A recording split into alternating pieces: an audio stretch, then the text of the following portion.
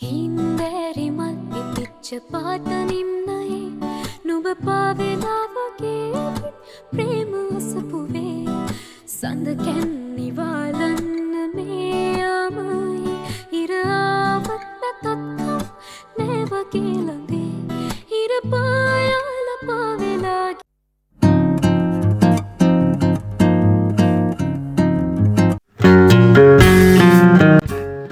Hi කොහොමද ඉතින් ඔයාලට මම මේ සති දෙකකට විතර පස්සේ තමයි ඔයාලට වීඩියෝ එකක් අරගෙන එන්නේ. අපි ගොඩක් බිසි වුණා මේ සති දෙකේ තාත්තගේ 3 මාසේ දානේ තිබ්බා. එතකොට වතුරත් ගැලුවා ගම්පහට. ඔය ප්‍රශ්න හින්දා ටික ටික පරක් වුණා වීඩියෝ එකක් අරගෙන එන්න.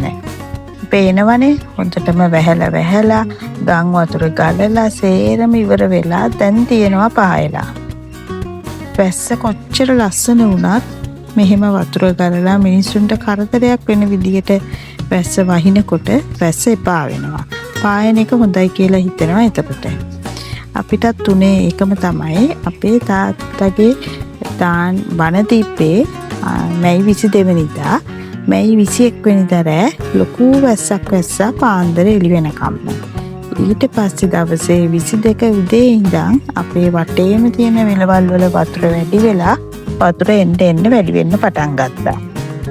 අපි හොඳටම බය වුණා අපේ දානේ වැඩ කටයුතු ටික හරියට කරගන්න බැරි වෙයි කියලා. කොහොම හරි බණ දවසේ හට් එක ගහන කට්ටිය ඇවිල්ලා හට් එක ගහනකොට අපේ මේ ඉස්සරහා මිදුලේ වතුර පිරෙන්න පටන් ගත්තා. අපි හිතුවා මිනිස්සුන්ට එන්න බැරි වෙයි, ප්‍රශ්න ගොඩක් වෙයි කියලා. කොහොම හරි අපි හිතුව විදියට මේ දේවල් වුණා. ගම්පහ ඉඳන් අපේ ගෙවල් පැත්තට එන්න තියෙන මේන් රෝඩ් එක ගම්පහ ජායල පාර ගම්පහ ඉඳන් තැන් කීපයකින්ම යට වුණා. ඒ නිසා ගම්පහ පැත්තේ ඉන්න කාටවත් මෙන්න බැරුව ගියා අපිට අපේ දානෙට. ඉතින් තාත්තගේ බණයි දානේ දෙකටම කලින් ගෙවල් පේන්ට් කරලා වැඩ ඉවර කරගන්න හිටියේ. වැස්සත් එක්ක අපිට ඒවත් ඔක්කොම ඉවර කරගන්න බැරි වුණා. දැන් මේ තාමත් අපේ වැරෙන්ඩ එක අපි අස් කරගෙන නැහැ. මොකද තාමත් පේන්ට් වැඩ ටිකක් ඉතුරුයි. ඕගොල්ලෝ බලන්න මේ මිදුලට වතුර ආවනේ. අපේ තනකොළ වලට වතුර ආපු නිසා තනකොළ වල තාමත් මඩ ගතිය තියෙනවා. කොච්චර තාම පෑවුවත් ඒ මඩ ගතිය තාමත් අඩු වෙලා නැහැ. මේ හරිය තනකොළ ටික මැරිලා ගිහිල්ලා වතුර රැඳුනේ හින්දා කොහොම හරි ඉතින් ඔය ප්‍රශ්න ඔක්කොම ඇස්සේ අපි ඒත් අපේ තාත්තගේ දානේ හොඳට කරගත්තා. කොහොම හරි අපි 160කට තමයි අපේ බණට ආරාධනා කරලා තිබ්බේ. ඒ වුණාට ඉතින් 70ක් විතර වගේ තමයි සෙනඟට එන්න පුළුවන් වුණේ. මොකද වතුර ආපු නිසා. දැන් මම ඕගලන්ට මේකටම වීඩියෝ කෑල්ලක් ඇඩ් කරන්නම්. බණ ආසනේ අපි ලෑස්ති කරලා තියෙනකොට අපේ මිදුලේ වතුරත් ඇවිල්ලා තියෙන්නේ. ඒ වතුරෙත් අපේ තාත්තා වෙනුවෙන් දානෙට සහභාගී වුණ බණට සහභාගී වුණ හැමෝටම අපි ස්තුතිවන්ත වෙනවා. තාත්තා හිටපු සමිති සමාගම් වල කට්ටිය ගම් වතුර කියලා බලන්නේ නැතුව වතුරේ බැහැගෙන කොහොම හරි තාත්තගේ බණ අහන්න ආවා. කොහොම හරි ඉතින් අපිට ප්‍රශ්නයක් වුණේ මිනිස්සුන්ට පොඩ්ඩක් එන්න බැරි වෙච්ච එක තමයි. අපිට කෑම ගොඩාක් ඉතුරුනා බණ දවසේ. අපි කරේ ඒ කෑම පත් පාර්සල් බැඳලා ගම් වතුරෙන් හිර වෙලා ගෙවල් ඇතුළට වෙලා ඉන්න අයට ගිහිල්ලා බෙදුවා. ඒගොල්ලෝ තාත්තට හොඳට පින් දීලා ඒ බත් පාර්සල් ටික අරගෙන තිබ්බා. කොහොම හරි ඉතින් කෑම නාස්ති වුණේ කාට හරි කන්න දුන්නා. හාමුදුරුවෝ වඩම්ම ගන්න එක ගැන තමයි අපි ලොකු ප්‍රශ්නයක හිටියේ. ඒ වුණත් අපේ පන්සලේ හාමුදුරුවෝ කිව්වා ගම් වතුර ප්‍රශ්නයක් නැහැ, අපි වැඩම කරනවා කියලා. වතුර යන්න පුළුවන් උස වෑන් එකකින් ගිහිල්ලා හාමුදුරුවෝත් වැඩම කරගත්තා. හොඳට දානේ වැඩ කටයුතුත් අපි කරගත්තා. උන එකම දේ පොඩ්ඩක් සෙනඟට එන්න බැරි වෙච්ච එක විතරයි. තාත්තට පින් දෙන වැඩ කටයුතු සේරම හරි විදියට කරගත්තා. මේ ගම් වතුරෙන් පස්සේ හොඳටම පෑවුවට පස්සේ මම අද තමයි මිදුල අතු ගෑවේ. දැන් මේ මිදුල අතු ගෑවට පස්සේ තමයි මම මේ ඔයගලන්ට මේ වීඩියෝ එක ගත්තේ. මේ දැන් තියෙන්නේ හාමුදුරන්ගේ බණ ආසනේ. අපි වැරෙන්ඩ එකේ තමයි ලෑස්ති කරේ. බලන්නකෝ හාමුදුරුවෝ බණ කියන වෙලාවේ අපේ මිදුලේ මේ විදියට වතුර තිබ්බා.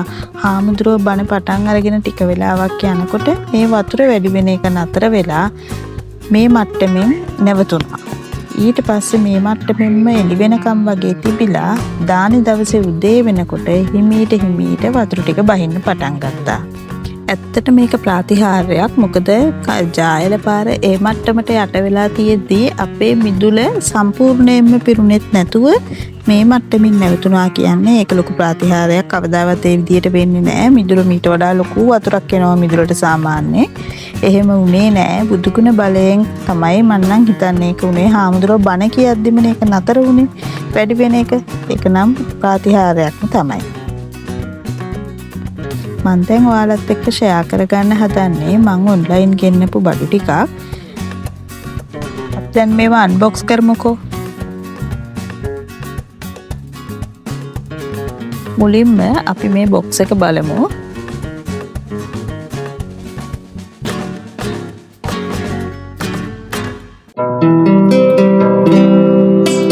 අපි අපේ ආලේ ළඟ දෙමිලා දැහැවෙමු තාලෙන් අපි වෙමිනා ටික ටික ආදුරෙන් ගෙවිලා අපි දුටු මේ බොක්ස් එකේ තියෙන්නේ බුදු පහන ගාවට තියන්න ගෙනාපු අලුතෙන්ම ගෙනාපු සෙට් එක.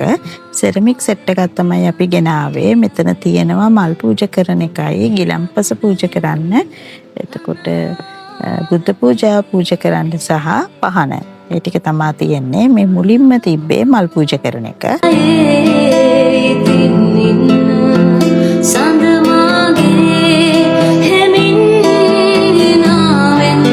මේ තියෙන්නේ පැන් පූජා කරන එක.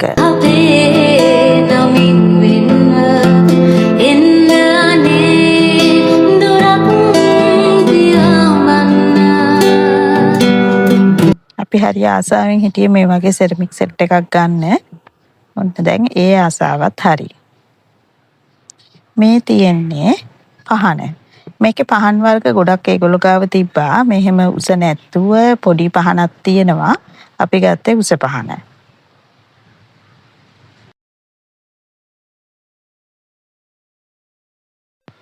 මම මේ බඩු ගත්තු තැන්වල මේ FB page එකයි contact number එකයි price ඔයගලන්ට screen එකේ දාන්නම්.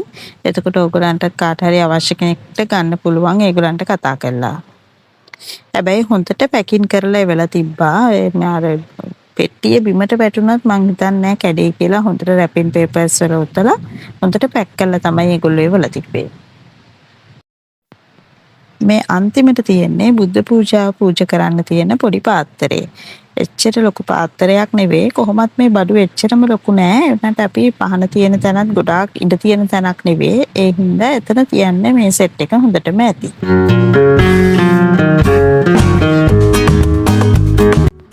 මේ තියෙන්නේ ඔක්කොම බඩු ටික.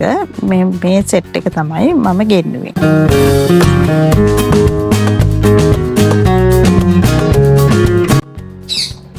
මේ තියෙන්නේ අපේ බුදු පහන තියෙන බුදු මැදුර.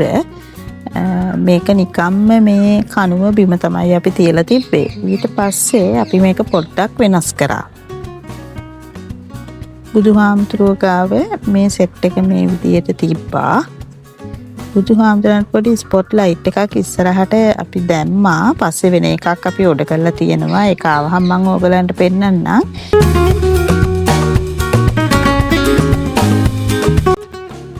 අපි මේ කණුව තියෙන තැන යටට ග්‍රාස් කාපට් එකක් දාලා දෙපැත්තෙන් මනි ප්ලාන්ට් දෙකක් තිබ්බා. ඒතකොට දැන් එතන අර අමුතු පිරිච්ච ගතියක් ආවා කලින් තිබ්බට වඩා. ඒ තියලා බුදුහාමුදුරන්ට ස්පොට් ලයිට් එක දැම්මකිනුත් ලොකු එළියක් ආවා.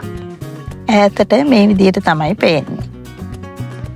හරි අපි දැන් මේක අන්බොක්ස් කරමු. මේකේ තියෙන්නේ බෙඩ් ෂීට් එකක්, ෆිටඩ් බෙඩ් ෂීට් එකක්. අපි ගාව කලින් තිබ්බ බෙඩ් එක අයින් කරලා අලුත් බෙඩ් එකක් ගත්තා. ඒකේ සයිස් එක කින් සයිස්. ඉතින් දැනට මන් ළඟ තියෙන මේ බෙඩ් ෂීට්ස් ඇත්තටම මේ බෙඩ් එකට මදි. මොකද ඒකට අලුතෙන් මැට්‍රස් එකකුත් ගත්තා. ස්ප්‍රින් මැට්‍රස් එකක් අඟල් 10ක් උස. ඉතින් එතකොට කලින් මගේ අපේ තිබ්බ ඇඳ 6.5 ඇඳක් ඒකට ස්ප්‍රින් මැට් එකක් තිබ්බෙත් නැහැ.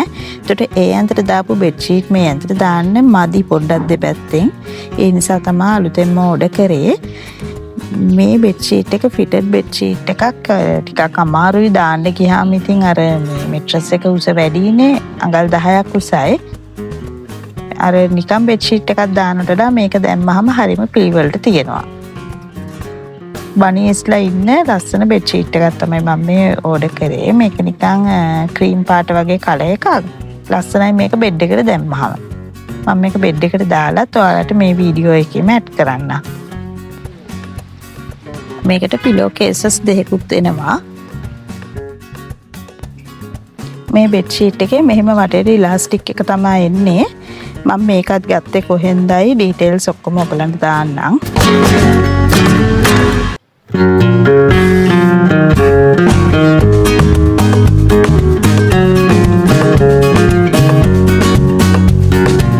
මේ තියෙන්නේ අපි ඇඳට දැම්මට පස්සේ.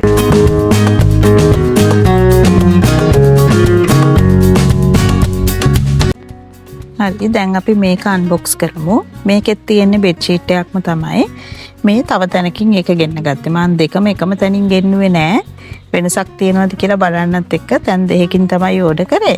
මේ තැනත් ඉතින් අරක වගේම තමයි වෙනසක් නෑ. ප්‍රයිස් එක රුපියල් 100ක වෙනසක් තමයි තියෙන්නේ කලින් එකට වඩා. මේකෙත් ඉන්නේ බණී කෙනෙක්ම තමයි. මම ඒක හිතලා ඕඩර් කරෙත් නැහැ. ඒක මේ නෝට් උනේ බඩු ටික ආවට පස්සේ තමයි දෙකම ඕඩර් කරේ බනීස්ලානේ කියලා. මේක ලස්සන ග්‍රීන් කලර් එකක්. මෙහෙම තමයි අතට දැම්මා. මේකත් ෆිටඩ් බෙඩ් ෂීට් එකක්. මේක බලන කවුරු හරි දන්නවනම් මට කියන්න මේ fitted bed sheet washing machine දාලා හොදන්න පුළුවන්ද කියලා. ඉලාස්ටික් එක ඇදෙනවද කියලා මම දන්නේ නැහැ. ඒ නිසා මම මේවා අතේ තමයි හේතුවේ. පොඩ්ඩක් මට ඒක දන්න කෙනෙක් ඉන්නවා නම් කියන්න. හරි ඊළඟට තියෙන්නේ අන්තිම එක. මේක ඇවිල්ලා මම මූස් එකෙන් ගෙන්නපු ටී-ෂර්ට් වගේක් තියෙන්නේ.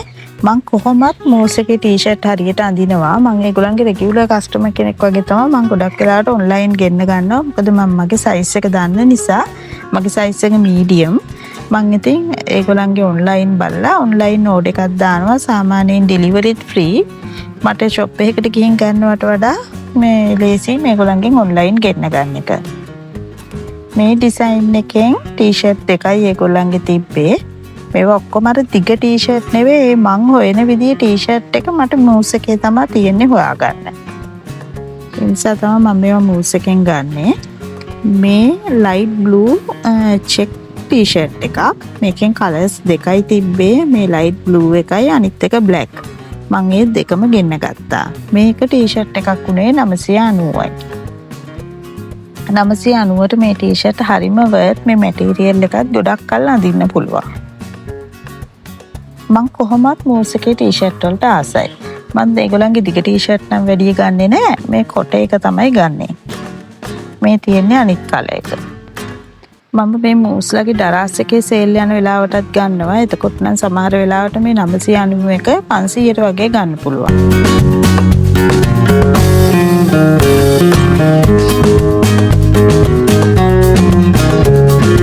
දැන් අපි ඊළඟ එක බලමු. ඒකේ මම එකයි ගෙන්න ගත්තේ. මොකද ඒගොල්ලන්ගේ කලර්ස් අවైలබල් තිබ්බේ නැහැ එදා. මම තව ටිකක් ගෙන්න ගන්න ඕනේ දැන් ඉස්සරහට. එතකොට මම පෙන්නන්නම්. මේක බ්ලැක් කලර් එකක් ඉස්සරහා ඩිසයින් එකක් යන මේ ටී-ෂර්ට් එක උනේ 1290යි.